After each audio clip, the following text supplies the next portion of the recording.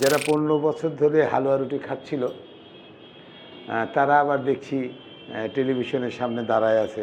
আজকে আমি 16 বছর, ডান 16 বছর ধরে আমি উচ্চ পর্যায়ের গীতিকার, সুরকার, মিউজিক ডাইরেক্টর হওয়ার পর আমি কোনো কাজ পাইনি। আমরা তো আসলে 17 বছর ধরে, মেনলি 15 বছর 17 বছর ধরে আমরা তো আন্দোলনে ছিলাম। বিএনপি, বিশেষ করে বিএনপির সাথে আমরা সবাই আন্দোলনে ছিলাম। আমরা রাজপথে ছিলাম। আমরা আমাদের আগামীর রাষ্ট্রনায়ক, ভারপ্রাপ্ত চেয়ারম্যান জনাব তারেক রহমানের ইনস্ট্রাকশনে কিন্তু আমরা সব কাজ করছি এবং করেছি, এখনও করছি। আমাদের রাজপথের সংগ্রামটা যেভাবে নস্যাৎ করার চেষ্টা করছে স্বৈরাচারী শেখ হাসিনা, খুনি হাসিনা, এখান থেকে বেরোবার পথ আমরা খুঁজছিলাম। কী করব? আমাদের উপরে গুম, খুন, জুলুম, অত্যাচার, জেল, বাবাকে না পেলে ভাইকে, ভাইকে না পেলে মাকে, মাকে না পেলে বউকে, এইরকম অবস্থা নিয়ে গেছে আমাদের দেশটাকে, এমন জায়গায় নিয়ে গেছিলো।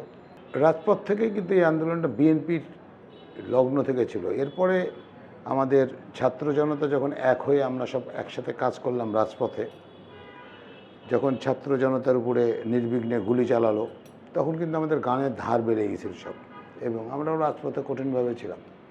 যদিও জুলাইয়ের 2 তারিখ থেকে কোটা বিরোধীরা যারা কাজ করছিল ওইখান থেকে মেন অ্যাকশানটা শুরু হয়েছিল, কিন্তু আমাদের অ্যাকশান কিন্তু ছিল 15 বছর ধরে। এই 15 বছরের আমাদের যে অভিজ্ঞতা ছিল এবং আমাদের সাথে অঙ্গ সংগঠন দল বিএনপির সাথে ছিল, তাহলে আমরা সবাই মিলে কিন্তু খুব একটা ধুলুস্তরের মধ্যে ছিলাম। মানুষ জমিতে ঘুমিয়েছে, খেতে পায়নি, অমক সমক, নদীতে লাশ ভেসে উঠেছে, টাকার পাহাড় এক একজনের গমে গেছে। তো এখান থেকেই আমাদের আন্দোলনটা ছিল, যে আন্দোলনটার ফলটা আমরা 15 বছর পরে এসে 5ই আগস্টে পেয়েছি, নতুন একটা বাংলাদেশ।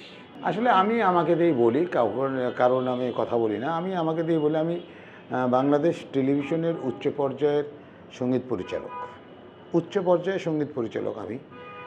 আজকে আমি 16 বছর, ডান 16 বছর ধরে আমি উচ্চ পর্যায়ের গীতিকার, সুরকার, মিউজিক ডাইরেক্টর হওয়ার পর আমি কোনো কাজ পাইনি।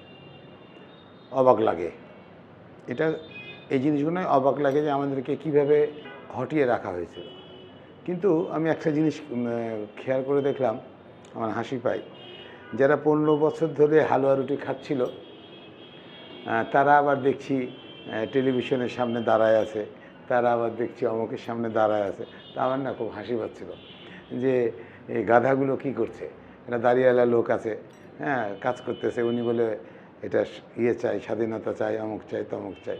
ওরা 15 বছর ধরে বিটিভিতে হালুয়া রুটি খাচ্ছে। তো যাই হোক, ওরা খাচ্ছে, খাক, আমাদের কোনো অসুবিধা নাই। আমি আমার জন্য কেন 15 বছর আমার জন্য কেন বিটিভি বন্ধ ছিল, এটা হলো তাদের কাছে প্রশ্ন।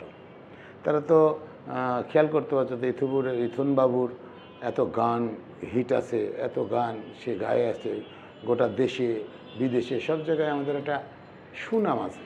আমি অহংকার একদমই পছন্দ করি না, কারণ তুমি তো তার প্রমাণ, যে তুমি আমাকে ফোন করছো, আমি তোমাকে টাইম দিয়ে দিয়েছি, কারণ তোমরাই হলো বাংলাদেশের, এবং সাংবাদিকতা হচ্ছে আমার কাছে হচ্ছে একটা ইমাম। তোমার যদি নামাজ পড়ানো ভুল হয়, তোমার সাংবাদিকতা ভুল হবে। দেখেন তারেক রহমান বলছে, লিডার বলছে যে 2বারের বেশি কিন্তু কোনো ইয়ে থাকবে না, প্রধানমন্ত্রী হবেন। এই যে নতুন নতুন চিন্তাধারা, নতুন নতুন পরিকল্পনা, আর এইসব বিটিভি টিটিভি করে আমাদের কি হবে?